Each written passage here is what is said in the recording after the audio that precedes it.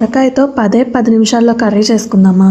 సొరకాయనైతే పెద్ద ముక్కలుగా కట్ చేసుకోవాలి. ఇక్కడ నేను మీడియం సైజ్ ఉల్లిపాయ ఒకటి, 2 నుంచి 3 పచ్చిమిర్చి చీలికలు కట్ చేసుకున్నాను. ఉల్లిపాయ ఎక్కువ వేసుకుంటే కర్రీకి తీపి వచ్చేస్తుంది, అందుకే నేను ఒకటే వేసుకున్నాను. మొత్తం కలిపి కుక్కర్ లో అయితే వేసుకోవాలి. పండిన టమాటాని ముక్కలు కోసుకుని అది కూడా వేసుకున్నాక టేస్ట్ కి తగ్గట్టు కారం అయితే వేసుకుని కొంచెం చింతపండు లైట్ గా వాటర్ పోసుకోండి. ఆల్రెడీ వాటర్ వస్తాయి కాబట్టి సొరకాయలో. లేత సొరకాయ అయితే 2 విజిల్స్, ముదురు సొరకాయ అయితే ఒక 4 విజిల్స్ అయితే రానివ్వండి. ఇలా ఆరాక మూత ఓపెన్ చేసి వాటర్ బాగా ఎక్కువ ఉన్నాయి అనుకుంటే సాల్ట్ వేసుకుని కొంచెం సేపు మరగనివ్వండి. తర్వాత తాలింపు కోసం అయితే ఆయిల్ వేసి శనగపప్పు, సాయమినపప్పు, ఆవాలు, జీలకర్ర, దంచుకున్న వెల్లుల్లి, ఎండుమిర్చి, కరివేపాకు అయితే వేసుకుని కొంచెం పసుపు కూడా వేసుకుని సొరకాయ పులుసు అయితే ఇందులో వేసేసుకోండి. మార్నింగ్ బాక్స్ లో కర్రీ చేయడానికి టైం లేనప్పుడు సొరకాయ ఉంటే ఇలా ట్రై చేసేయండి. టేస్ట్ కూడా చాలా బాగుంటది.